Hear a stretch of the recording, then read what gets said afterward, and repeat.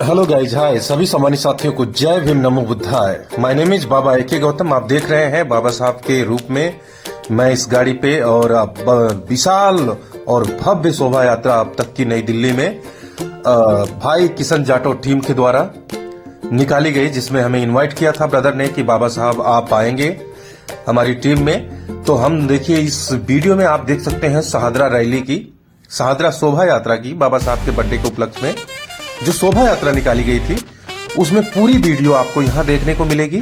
तो आप लोग इस वीडियो को देख रहे हैं जहां कहीं से भी, तो हमारे चैनल को सब्सक्राइब जरूर करें और इस वीडियो को ज्यादा ज्यादा लोगों को शेयर करें। और हाँ, मैं बता दूं, मैं जहां तक नोट कर पा रहा था, इस वीडियो को देखकर, इस भीड़ को देखकर वहां की जो शहादरा की जो प्रशासन थी वो भी थम सी रह गई, और वहां की जो जनता थी, कुछ मनुवादी विचारधारा के लोग थे, अपने सर पर हाथ रख ले रहे थे। वो माय गॉड, ये कहां से इतनी भीड़ आ गई। तो बेटा मैं बता देना चाहता हूं, हम बाबा साहब के बच्चे हैं, हम किसी के आगे ना झुकते हैं ना झुकेंगे, और झुका जरूर देंगे। जय भीम, जय भारत, नमो बुद्धाय। साथियों आइए इस वीडियो को देखते रहिए। देखते देखते मैं बाबा साहब का थोड़ा आप लोगों को जीवन परिचय भी बता देता हूं। प्रारंभिक जीवन।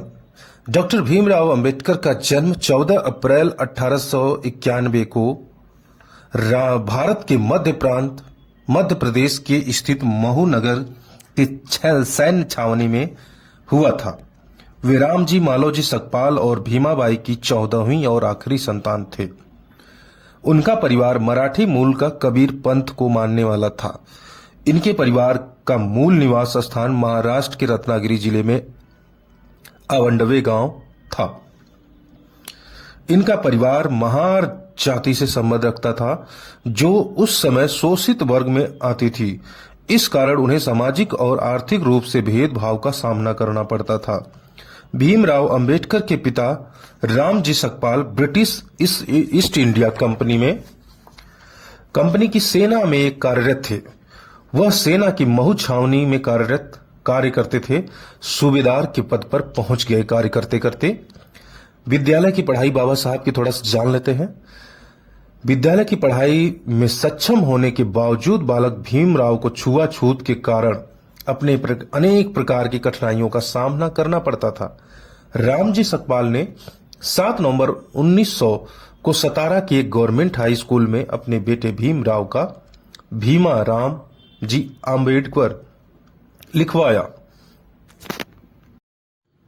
इस तरह उनका नाम भीमराव अंबेडकर हो गया।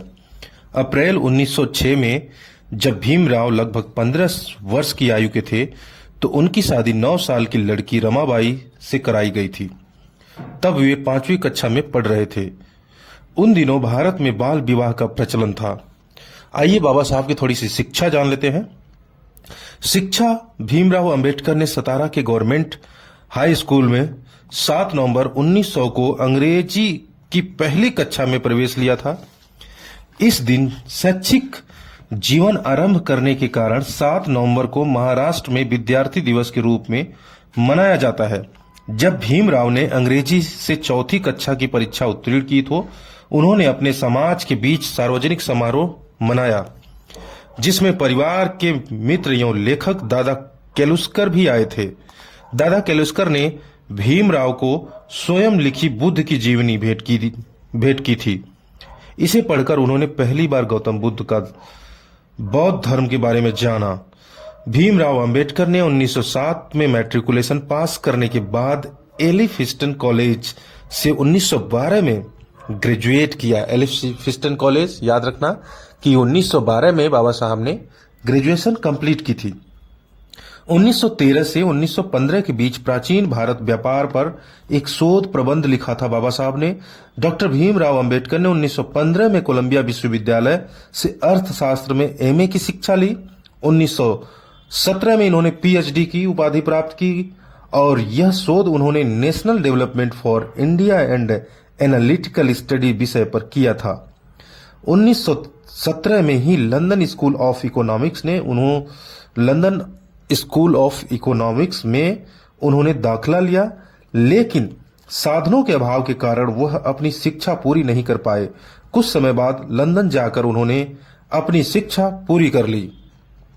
इसके साथ साथ एमएससी और बी यानी कि बार एट लॉ की डिग्री भी प्राप्त उन्होंने की और इस प्रकार डॉक्टर भीमराव अंबेडकर 32 डिग्रियों के साथ और 9 भाषाओं के बेहतर जानकार माने गए और आज भी पूरा विश्व बाबा साहब को सिंबल ऑफ नॉलेज के रूप में जानता है। डॉक्टर बाबा साहब जैसा बनना है तो आपको बहुत ही ज्यादा पढ़ना पड़ेगा और पढ़ लिख कर अपने समाज में जो हो रही कुरीतियों को दूर करने का काम करें। सभी साथियों, अगर आप जहां कहीं से भी हमारी वीडियो को देख रहे हैं प्लीज जरूर शेयर करें। आइए थोड़ा सा बाबा साहब के सामाजिक और धार्मिक राजनीतिक जीवन भी जान लेते हैं, क्योंकि यह जानना बहुत ज्यादा जरूरी है। डॉक्टर भीमराव अंबेडकर ने मानवाधिकार के अंतर्गत वंचित शोषित आदिवासियों के मंदिर प्रवेश,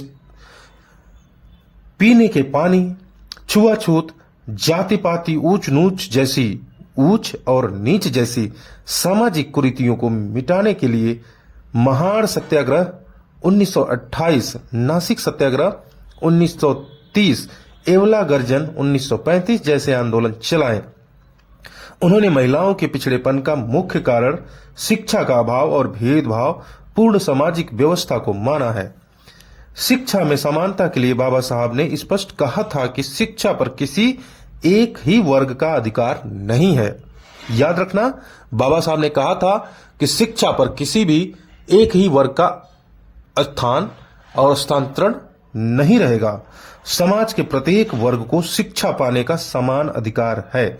डॉक्टर अंबेडकर ने श्रम मंत्री रहते हुए श्रम कल्याण के लिए श्रमिकों को 12 घंटे समय कार्य को घटाकर 8 घंटे का समय कार्य किया। समान कार्य, समान वेतन, प्रसूति अवकाश, संवैतनिक अवकाश और कर्मचारी राज्य बीमा योजना यानी कि जिसको हम ईपीएफ कहते हैं, स्वास्थ्य सुरक्षा कर्मचारी भविष्य निधि अधिनियम 1952 बनाकर मान्यता प्रदान कराई।